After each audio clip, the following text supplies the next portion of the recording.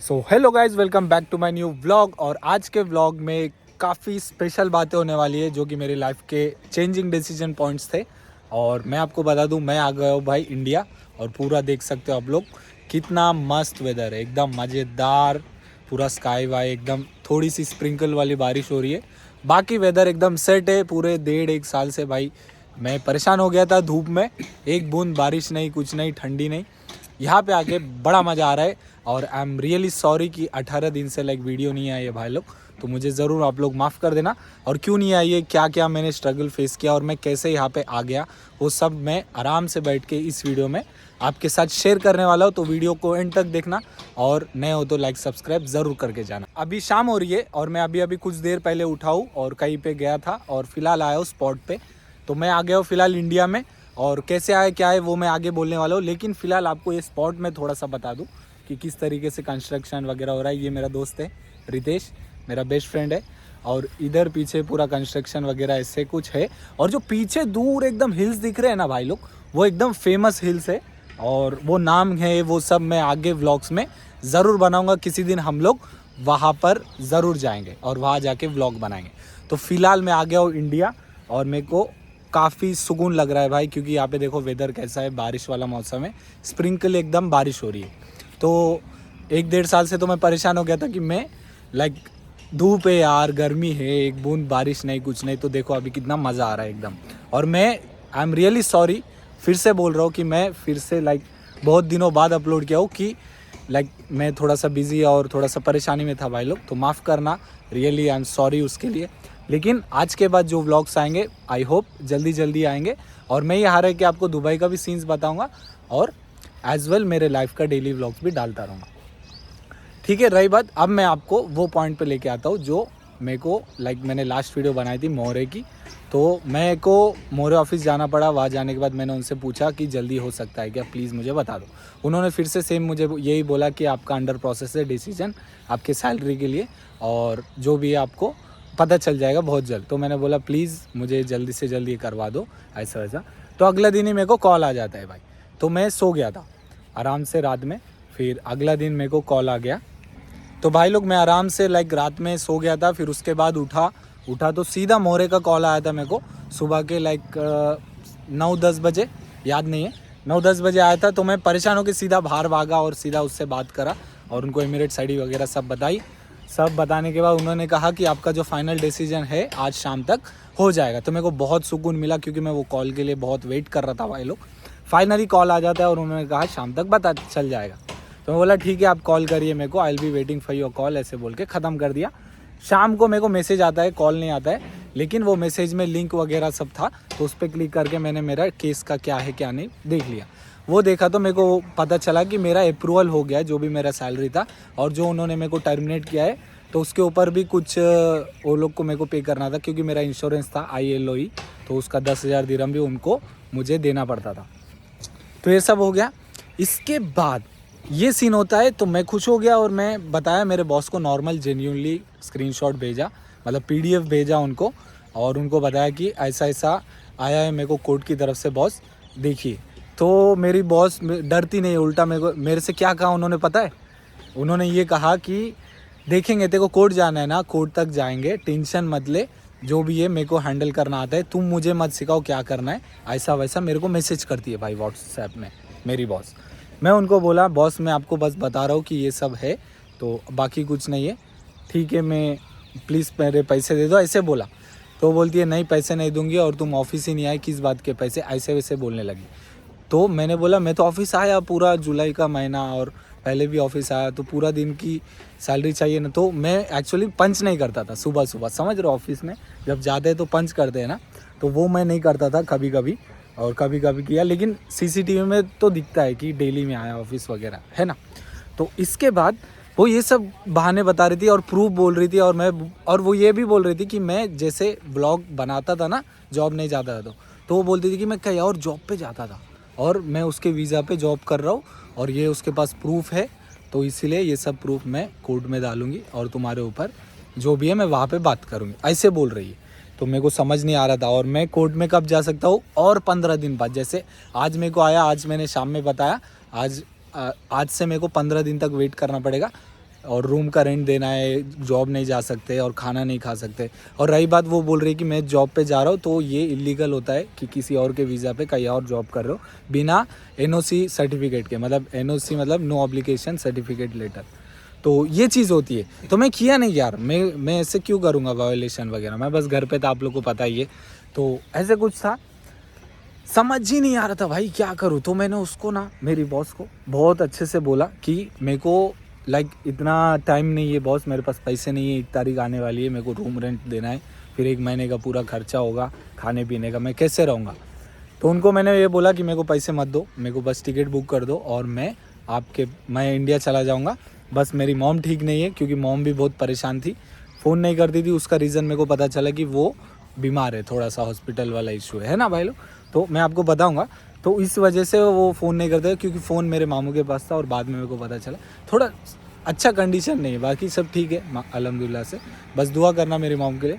और दूसरी बात, तो मैं आ गया मजबूरन, मैं बोला कि मेरे को भेज दो, मेरे को पैसे नहीं चाहिए, क्योंकि वो पैसे आए जब तक मेरा कैसा भी उतना ही पैसा खर्चा हो जाएगा दुबई में रह के। अगर दुबई में रह के जॉब नहीं कर रहे हो तो ख़त्म है भाई लोग, आपको दिन भर परेशान हो जाओगे आप लोग, नहीं हो सकता, मेरा दोस्त भी बोल रहा है।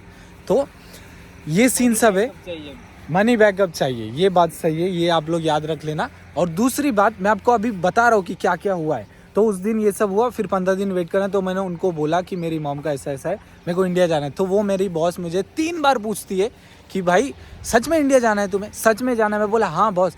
फिर बोलती है, मैं तो हुतिया तो नहीं बना रहे हो कि अगर इंडिया जाओगे और यहाँ पे कैंसिलेशन करके गए और वहाँ से तुम्हें वीज़ा आ जाएगा, वापस आ जाओगे 1 हफ्ते में, ऐसा वैसा। तो मैं बोला नहीं बॉस, आप भरोसा कर सकते हो, और मैं आपको चाहिए तो मंथली वीडियो कॉल करूँगा मम्मी के साथ, ऐसे बोला।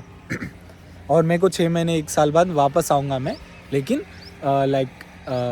थोड़ा पैसे जमा के वापस आऊँगा, अभी मेरे को घर जाना है, ऐसे बोला, थोड़ा रेस्ट लेना है, समझा।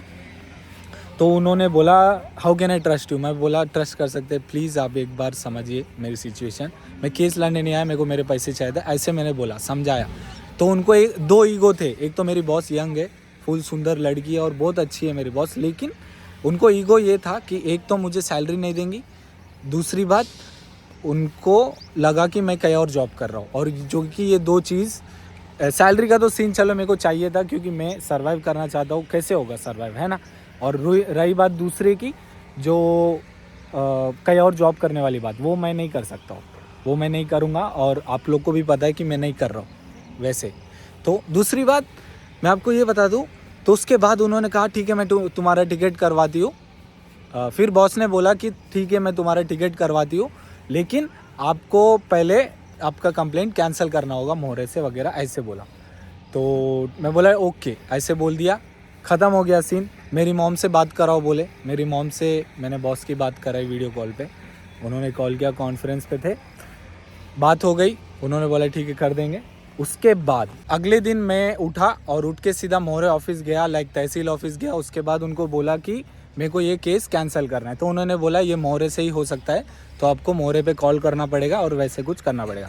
तो वहाँ से निकला मैं कॉल करते हुए, फाइनली घर पहुँच के एक 10 मिनट बाद, पूरे आधे घंटे बाद कॉल रिसीव हुआ मोहरे से।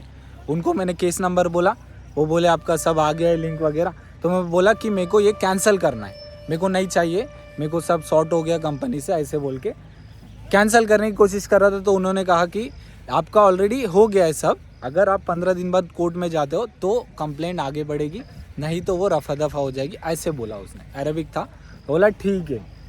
लेकिन दूसरा भी एक तरीका था, अल अवदाद सेंटर, लेकिन उतने में मैंने बॉस को मैसेज किया और उनको ऐसे ऐसे समझाया। तो वो बोले ठीक है, ऐसा वैसा बोल के बुक करने के लिए रेडी हो गए टिकट। फिर बॉस के हस्बैंड जो है वो IT कंपनी में काम करते हैं, तो वो मेरे को टिकट बुक कर रहे थे। तो बॉस ऑलरेडी इंडिया में थे और इनका पता नहीं ये किधर थे हस्बैंड साहब।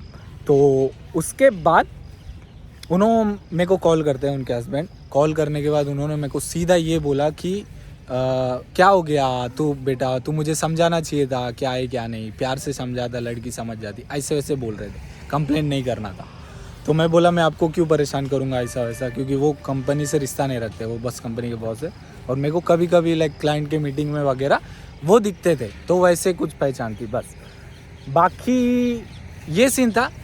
तो मैंने बोला सर सॉरी, मेरे को माफ़ करना, छोटा भाई समझ के गलती हो गई ऐसे बोल के अपोलोजाइज किया, क्योंकि भाई उधर मैं जितना रहता था उतना पैसा खर्चा होता था और मैं जॉब नहीं कर पा रहा हूँ और मेरे को वहाँ पे जॉब भी नहीं करना था, तो ये सब सीन था। ठीक है, तो इसके बाद पूरा सॉर्ट हो गया, टिकट बुक हो गया, आ गया, अगले दिन ही टिकट बुक हो गया भाई, सॉर्टेड हो गया। मैं यहाँ पे आ गया भाई एकदम मस्त। आके मैं सोचा भाई अभी आप लोग को बताना है ये सब, और मेरे को वहाँ पे टाइम नहीं मिला क्योंकि कुछ चीज़ें लेनी थी वगैरह। व्लॉग्स बनाए लेकिन उतने अच्छे नहीं बने जैसे मैं बनाना चाहता था भाग दौड़ में, है ना। तो इसलिए ये वीडियो अपलोड किए। आई होप आप लोग को समझ गया होगा कि मेरे साथ क्या क्या हुआ है। अभी यहाँ पे आने के बाद मैं बॉस को मैं कॉल करता हूँ कि पहुँच गया हूँ ऐसा वैसा, फिर वो मेरे को कॉल करें। कॉल करने के बाद इंडिया नंबर से, वो हरियाणा में है मेरी बॉस और मैं पुणे आया हूँ, तो फिलहाल मेरी मॉम इधर है तो मैं यहाँ पे आया हूँ। तो ये सब होने के बाद कॉल पे बात हुई, फिर मैंने उनको बोला कि मैं यहाँ पे कहीं पे जॉब करने वाला हूँ, शायद रियल इस्टेट में या फिर कहीं पे, तो मेरे को एक्सपीरियंस लेटर चाहिए बॉस, और मेरे को आगे चल के आना है, तो मेरे को कोई तुम बैड इम्प्रेशन मत रखना मेरे एक्सपीरियंस लेटर या कंपनी प्रोफाइल पे, और आई एम रियली सॉरी। तो वो भी बोले भूल चूक माफ़, छोटे भाई की तरह माफ़ कर दिया, मैंने भी माफ़ी मांगी, सब सॉर्ट हो गया।